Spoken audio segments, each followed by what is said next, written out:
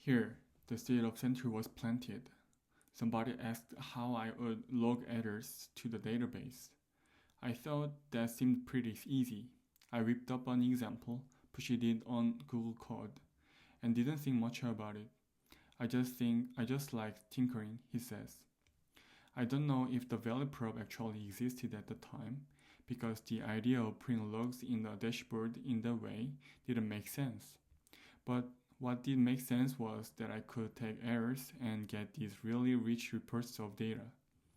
The amount of information it gave me was phenomenal.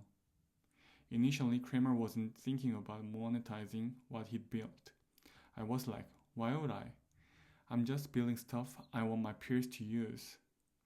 But there's a bigger lesson here than just the returns that often come from generosity and being community minded.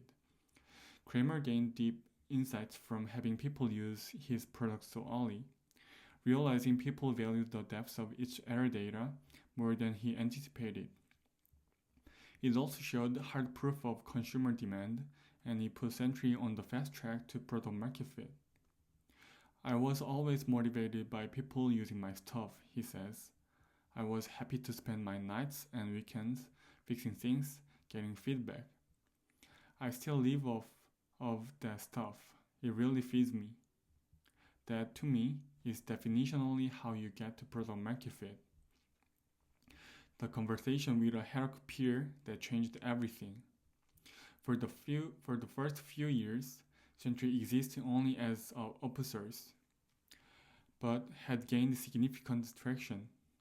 It was running inside thousands of companies, including Silicon Valley heavyweights like Uber and Airbnb, but turning it into a business still wasn't part of the plan.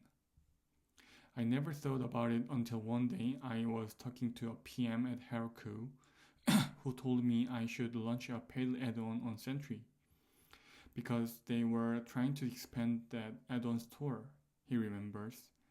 I didn't quite understand what it meant, but I thought I'd make a little beer money. That was the joke at the time because Sentry already had a lot of adoption at that point. Over Christmas break, while still working at Discuss, Kramer decided to experiment. I built a cloud service, added Stripe on it, and launched it. The results were immediate. Sentry had a paying customer on day one, 10 within a few days. It was all organic. We only charged $7, but there was clearly value being delivered. The demand was there.